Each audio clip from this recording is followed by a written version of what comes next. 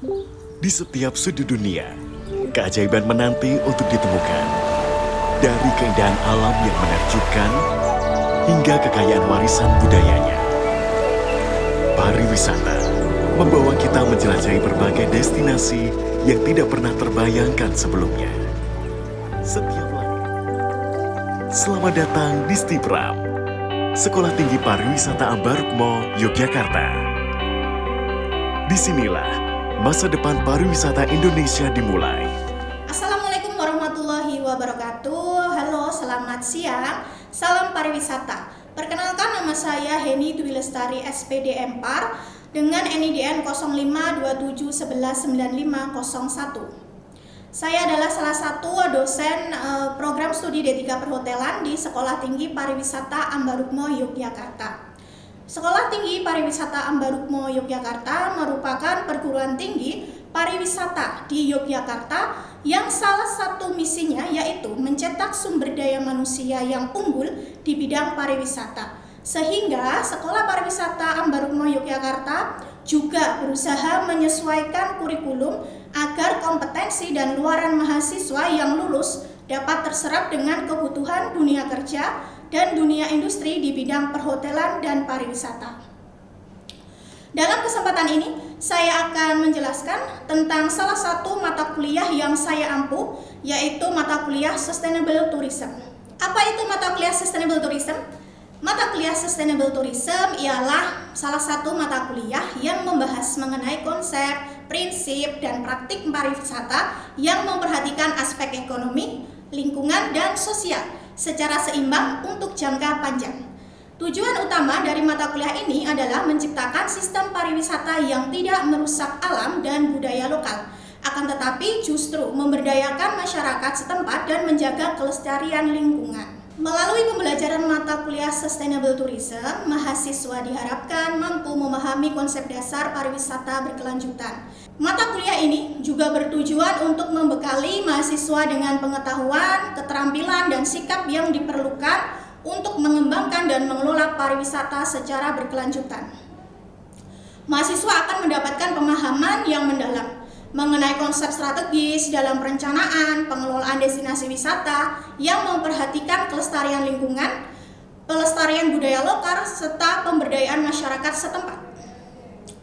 Selain itu, mahasiswa akan dilatih untuk berpikir kritis dan analitis dalam menilai dampak kegiatan pariwisata.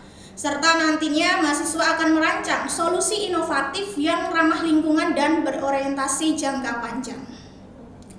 Mata kuliah Sustainable Tourism ditempuh mahasiswa semester 3 dan 4 dengan bobot 2 SKS yang akan ditempuh selama 16 kali pertemuan termasuk ujian tengah semester dan ujian akhir semester.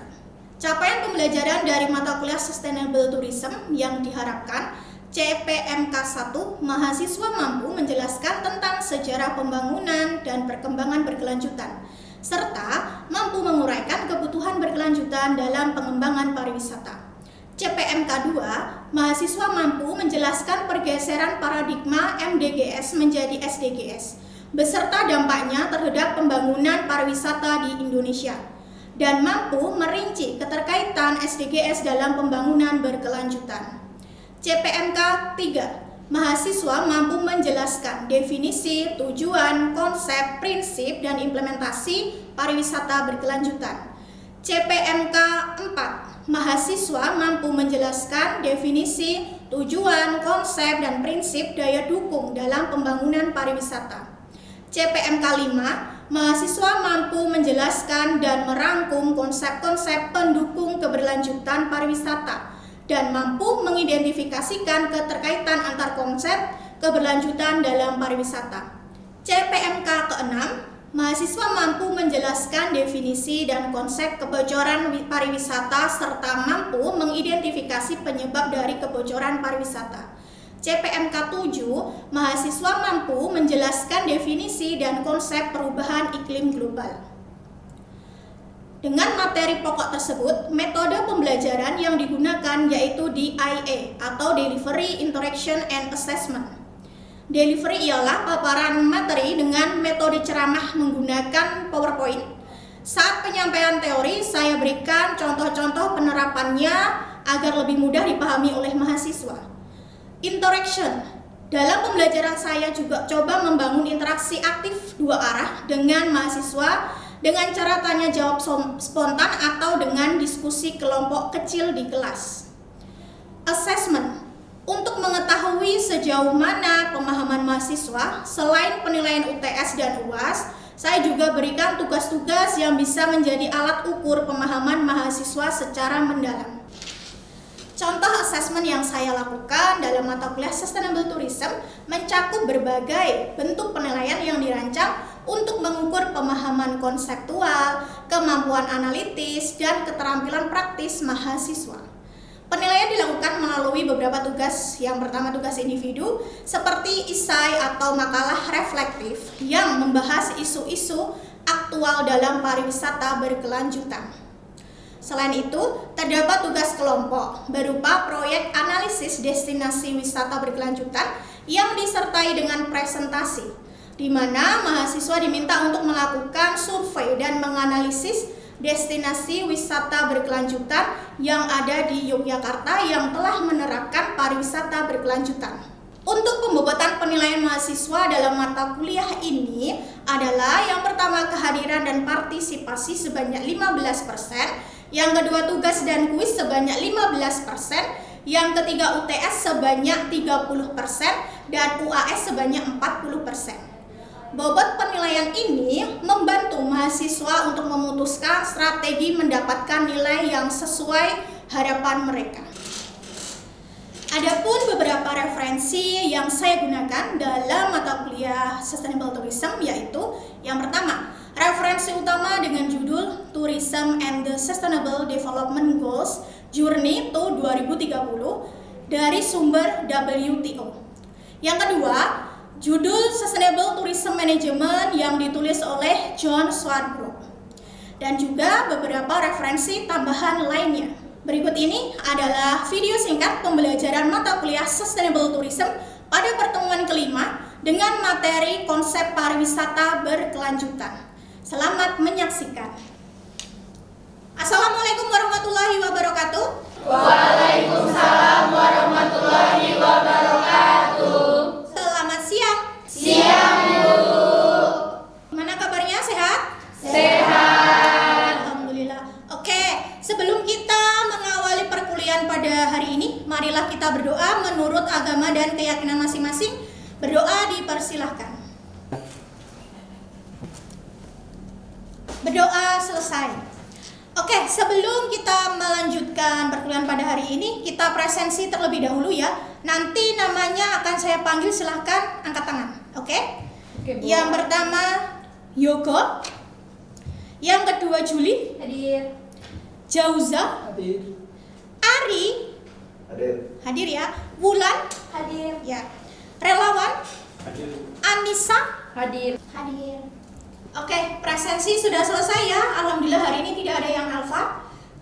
Sekarang kita lanjutkan untuk perkuliahan kita hari ini dengan tema konsep pariwisata berkelanjutan.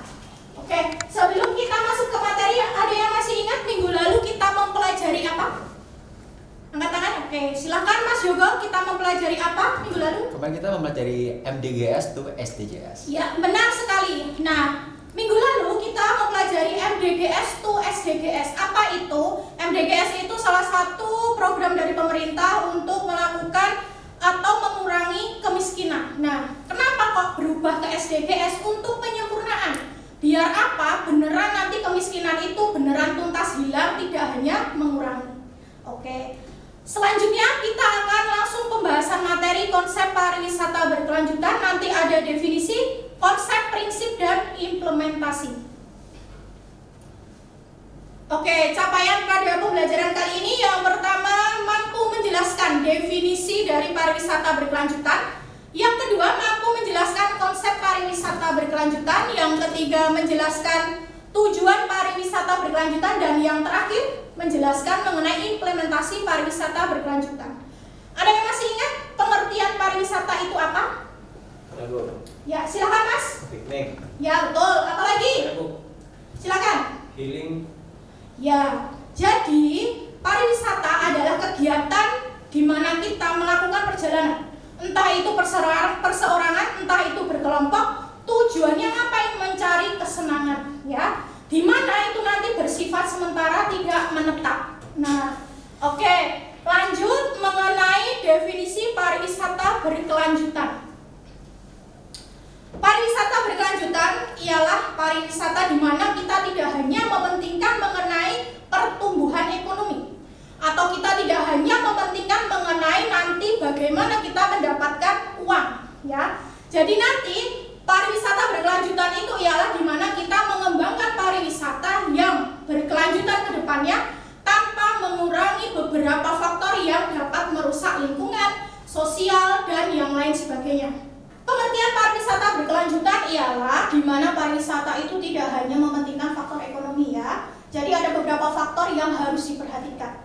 Ada faktor lingkungan, sosial, dan budaya. Di mana ketiga faktor itu harus seimbang, tidak boleh condong ke salah satu saja. Bisa dipahami? Bisa. Oke, bagus. Nah, kemudian nanti dalam pariwisata berkelanjutan itu kita tidak boleh merusak lingkungan, ya. Di mana kita harus menjaga lingkungan kita. Caranya gimana? Salah satunya adalah tidak membuang sampah sembarangan. Oke. Yang kedua, faktor dari sosial. Apakah itu? Dalam pariwisata berkelanjutan kita harus melibatkan masyarakat lokal dalam kegiatan perencanaan, pengelolaan, bahkan sampai evaluasi. Kenapa begitu? Karena masyarakat itu harus mendapatkan manfaat dari pariwisata yang kita kelola. Paham sampai sini? Paham. Oke. Yang ketiga, faktor ekonomi, di mana masyarakat harus mendapatkan manfaat ekonomi dalam pariwisata berkelanjutan, ya. Di mana nanti adanya pariwisata kita akan memberikan peluang bagi masyarakat untuk memperoleh pendapatan. Caranya gimana? Melakukan dagang. Dagangnya apa? Produk lokal, kerajinan tangan masyarakat, dan lain sebagainya. Sampai sini ada yang mau ditanyakan dulu? Belum ya? Belum. Oke, kita next ke selanjutnya. Ada konsep pariwisata berkelanjutan. Nah, konsepnya tidak jauh beda ya dengan pengertian dari pariwisata berkelanjutan. Ada 3 dampak positif yang harus kita tanamkan dari lingkungan, sosial, dan ekonomi. Nah, contohnya apa? Misalnya dari lingkungan, ada konservasi sumber daya. Apakah itu? Di mana kita melakukan kegiatan pariwisata itu harus menekankan keanekaragaman hayati, tidak boleh merusak tanaman, malah sebaiknya kita mengembangkan atau melestarikan. Nah, yang kedua, penggunaan energi terbarukan. Apakah itu? Jadi kita tidak boleh boros dalam menggunakan energi. Nah, contohnya apa? Mungkin kalian pernah mendengar adanya panel surya, kemudian adanya kincir angin, di mana digunakan untuk menghasilkan listrik. Nah, pernah dengar? Pernah. Nah, ada lagi contoh untuk keseharian kita. Ada yang pernah punya sepeda listrik? Punya. Ya enggak? Pernah. Nah, sepeda listrik itu kan bahan bakarnya pakai apa? Pakai baterai. Nah, itu salah satu pembaruan energi. Nah, yang ketiga, peningkatan kesadaran wisata. Kita sebagai pelaku wisata seharusnya mempromosikan bagaimana caranya kita itu menjaga lingkungan. Salah satu caranya apa? Dengan memberikan misalnya di tempat wisata mereka menjual produk-produk makanan. Makanan itu bisa dibungkus menggunakan dedaunan. Contohnya apa? Daun jati. Selain itu apa? Ternyata pakai daun pisang. Ada yang pernah melihat? Pernah. Itulah salah satu cara untuk menjaga lingkungan kita biar tidak terlalu banyak plastik. Nah, paham sampai sini? Paham. Oke, selanjutnya ada dampak sosial. Ada 3 hal yang harus diperhatikan. Yang pertama, keterlibatan masyarakat lokal. Nah, mungkin kalian sudah sangat sering mendengar istilah Pokdarwis, ya, kelompok sadar wisata, di mana dibentuk biar kita nanti sama-sama merencanakan, mengelola, mengevaluasi pariwisata dengan baik. Yang terakhir, meningkatkan kualitas pengalaman wisata. Nah, jadi harapannya ketika ada wisatawan datang ke suatu destinasi wisata, dia itu tidak hanya mendapatkan manfaat untuk kesenangan, ya, tapi mendapatkan pengalaman yang baru di mana itu sangat bermanfaat untuk keberlanjutan. Oh, ternyata di destinasi wisata itu unik. Uniknya apa? Oh ternyata dia pro terhadap lingkungan. Caranya apa? Oh di sana tidak boleh merokok, tidak boleh menggunakan plastik, segala macam makanan dibungkus menggunakan daun. Ya. Kemudian di sana tidak boleh ada polusi udara. Nah, terus kesananya gimana Bu? Nah, biasanya memanfaatkan akomodasi dari masyarakat lokal. Misalnya nanti kamu menuju destinasi wisata tuh, misal pakai motor atau pakai mobil ya, kamu akan turun di suatu lokasi, kemudian membayar tiket, menuju lokasi tersebut untuk ke tempat wisata itu berjalan kaki atau menggunakan transportasi lokal. Ada yang pernah pakai andong? Nah, bisa pakai sewa andong, ada becak, dan ada yang lain sebagainya. Di mana itu nanti salah satu tujuannya meningkatkan nanti lingkungan biar bersih, tidak ada polusi udara. Nah, kemudian apalagi, nah nanti kegiatan wisata seperti itu sangat bermanfaat ya. Karena apa? Sekarang ini terkadang orang itu cuek. Aku yang penting piknik, tapi tidak mikirin lingkungan. Akhirnya apa? Kamu di sana ngerokok, kamu buang sampah sembarangan, kamu melakukan kegiatan yang merusak lingkungan. Nah, itu nanti sangat berdampak negatif ya. Jadi nanti silakan kita sebagai pariwisata, sebagai pelaku pariwisata, anak pariwisata, jangan sampai melakukan hal-hal yang negatif ya. Yang dimana itu bisa merusak lingkungan kita. Sebaiknya kita menjaga, jangan sampai lingkungan rusak kemudian tidak ada keberlanjutan. Oke, ada yang mau ditanyakan dulu? Saya Bu. Ya, silakan. Izin bertanya, kalau misalkan udah ada pelatihan tarian tapi nggak berjalan dengan baik gimana Bu? Terima kasih. Oke, terima kasih Mbak Pinkan atas pertanyaannya, bagus ya pertanyaannya. Jadi jika sudah ada pelatihan tari di suatu destinasi wisata tapi tidak berjalan dengan baik, solusinya apa? Nah, mungkin begini ya. Biasanya masyarakat lokal itu mendirikan pelatihan, misal pelatihan tari tapi tidak berjalan maksimal, biasanya karena dari masyarakat lokal itu kurang ada rasa percaya diri. Oh, aku mau melatih wisatawan untuk tari, tapi dia masih ragu-ragu kira-kira wisatawan mau atau enggak dan lain sebagainya. Caranya gimana ya menawarkan? Nah, nanti solusinya apa? Kita bisa melakukan pendampingan dan pelatihan dengan penari profesional ya, sesuai dengan atau disesuaikan dengan kebutuhan yang ada di destinasi wisata tersebut. Misalnya, oh ternyata tari ciri khas di sana apa? Oh ada tari yang menjadi sesuatu hal yang menarik di sana apa? Nah, nanti bisa disesuaikan atau bisa kita carikan pelatih yang handal atau profesional di bidangnya. Begitu ya Mbak. Terima kasih ya atas pertanyaannya yang sangat menarik. Oke, jika sudah paham, kali ini saya ada tugas untuk kalian. Jadi kita diskusi. Nah, diskusinya nanti adalah kita atau kalian akan saya minta mencari destinasi wisata yang ada di Jogja sudah menerapkan pariwisata berkelanjutan, yang sudah menerapkan dari dampak positif dari segi sosial, lingkungan, dan ekonomi. Nanti akan ada 3 kelompok, dari baris sini ke belakang kelompok 1, baris sini ke belakang kelompok 2, dan dari sini ke belakang kelompok 3. Nah, nanti kita kasih waktu untuk diskusi selama 15 menit, kemudian nanti silakan disampaikan hasil diskusi kalian dari perwakilan masing-masing kelompok. Bisa dimengerti? Bisa. Oke, silakan nanti yang depan ini silakan menghadap ke sana. Jadi kalian saling berdiskusi, hadap-hadapan, berkomunikasi. Oke.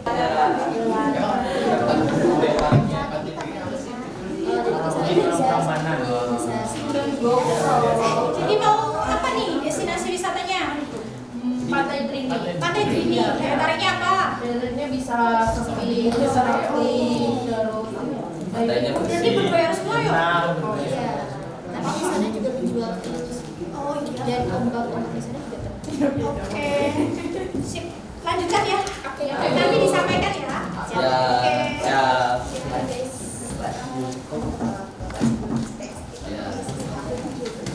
Kelompok 2. Gimana? Sudah menemukan? Sudah. Apa? Destinasinya? destinasi. Oh, oke. Daya tariknya apa? Nanti bisa bikin berapa di ada pemandunya, kita bisa bikin regulasinya politik. Apa aja biasa? cuman guci atau tempat air atau nopo? Biasanya bikin apa? Oh, jalan. Ada bentuk tertentu berarti? Apa ya? Berarti modelnya pakai wisata atau sendiri-sendiri? Pakai wisata. Oke. Dilanjutkan ya, nanti disampaikan hasilnya. Sekarang diskusi sudah selesai ya. Waktunya sudah cukup. Silakan nanti masing-masing kelompok maju ke depan. Perwakilan 4 orang, 1 orang untuk menyampaikan hasilnya. Kita mulai dari kelompok 1 ya. Silakan maju ke depan. Baik, terima kasih atas waktu yang telah diberikan Ibu pada kelompok kami. Kami dari kelompok 1 dengan saya Juliana dengan NIM 2376696. Rekan saya Anissa Susilawati dengan NIM 2377700. Saya Jody Pratama dengan NIM 2376690. Saya Dwi Prayogo dengan NIM 2377709. Baik, dari tim 1, kelompok 1 kita akan melaporkan hasil diskusi kami. Kami mengambil destinasi daya tarik wisata yang ada di Gunung Kidul, yakni Pantai Drini. Kalau Ibu tahu, Pantai Drini Yogyakarta yang memang kemarin lagi hype banget nih Ibu, dengan ada daya tarik yang lagi viral dan juga ada beberapa kasus yang sempat terjadi kemarin seperti itu. Jadi Pantai Drini Yogyakarta ini terletak di Desa Banjarjo, tepatnya di Kecamatan Tanjung Sari, Gunung Kidul, daerah istimewa Yogyakarta. Pasti teman-teman sudah familiar ya dengan Pantai Drini Yogyakarta. Itu tadi udah disampaikan, kita berdiskusi terkait dengan aspek dari ekonomi, sosial dan juga lingkungan.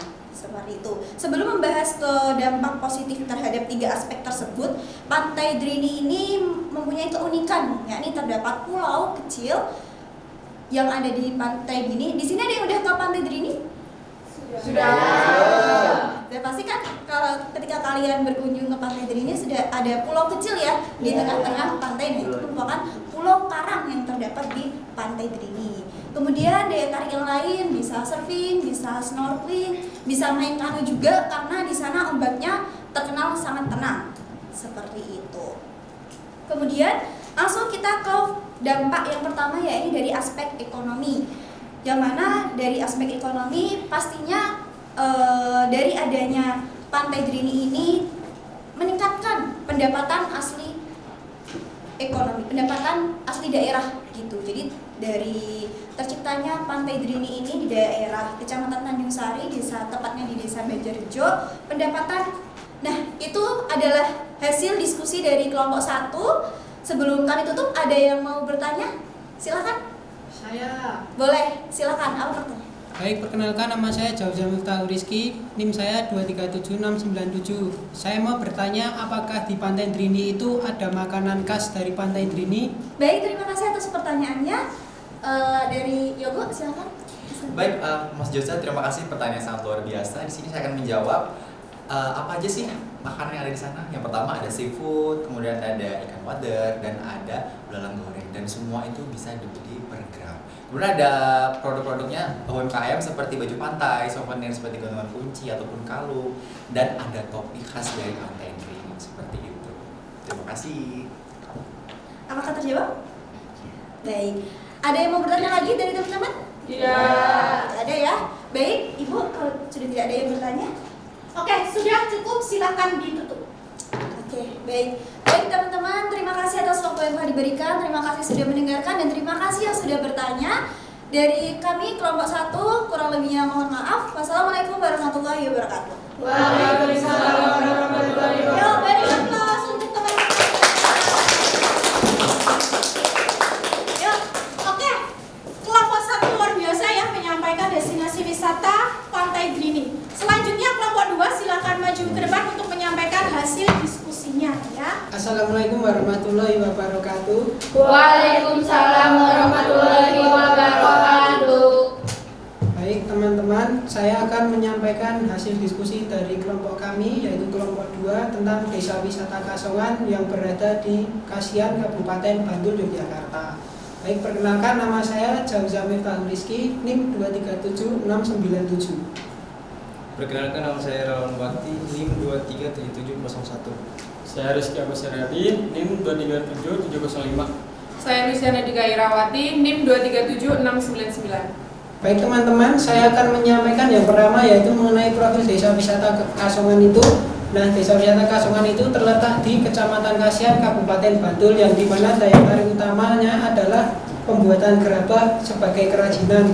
Nah, di situ nanti wisatawan atau kita ketika mengunjungi sana itu kita bisa membayar paket untuk membuat gerabah yang ada pemimpinnya. Nah, untuk ukuran gerabahnya itu bebas, nanti kalian bisa memilih sesuai dengan keinginan kalian dan hasilnya itu nanti boleh untuk dibawa pulang ke rumah oleh wisatawan. Nah, kemudian yang kedua, di Desa Wisata Kasongan itu ada dampak berupa dampak ekonomi. Yang pertama menjadi penghasilan bagi masyarakat lokal sebagai pemandu wisata. Yang kedua, penjual gerabah. Yang ketiga, penjaga penginapan karena di sana juga ada homestay. Dan yang keempat, di sana juga ada pengepul gerabahnya untuk diimpor ke luar negeri. Nah, kemudian di sana untuk dampak lingkungannya yaitu sangat minim karena sisa limbah bakaran gerabahnya itu tadi bisa dimanfaatkan lagi oleh para petani yang dimana abunya itu diambil untuk menyemai sawah. Jadi limbahnya itu bisa digunakan lagi. Kemudian untuk dampak sosialnya di Desa Wisata Kasongan itu membentuk suatu organisasi yang dimana semuanya itu juga diisi oleh warga lokal, yaitu namanya Paguyuban Setyo Bawono. Yaitu mereka semua adalah isinya para pengelola Desa Wisata Kasongan itu sendiri, penjual gerabah, pemandu wisata, dan semuanya yang ada di Desa Wisata Kasongan itu. Perkenalkan, nama saya Anissa Susilowati dengan NIM 2377700. Di sini saya mau bertanya mengenai paket wisata itu harganya berapa dan termasuk include apa saja? Baik, terima kasih pertanyaannya Mbak. Saya akan menjawab. Untuk harga paketnya itu per orang 75.000. Nah, nanti per orang itu dapat fasilitas berupa pemandu wisata. Nah, kita nanti boleh membuat 3 kerajinan gerabahnya itu, dan 3 kerajinan gerabahnya itu boleh kita bawa pulang ke rumah. Gitu, Pak.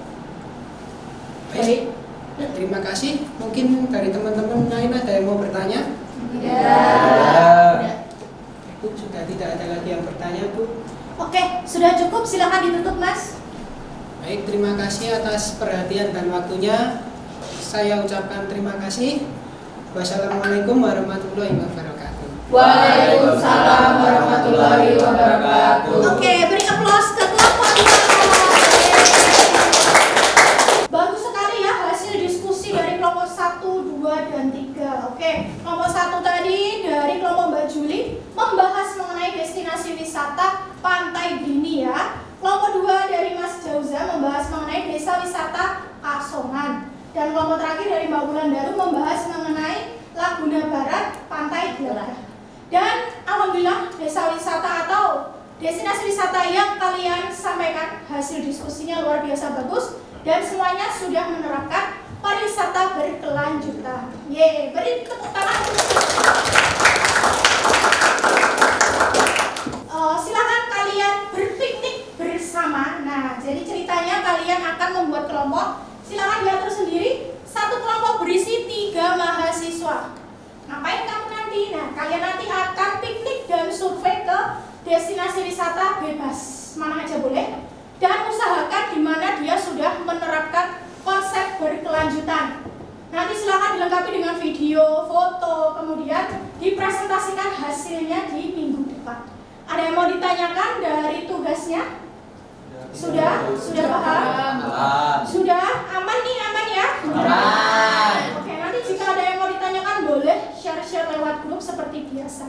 Oke, cukup ya? Cukup. Oke, kesimpulan pada pembelajaran hari ini bahwa destinasi wisata berkelanjutan harus memperhatikan 3 aspek.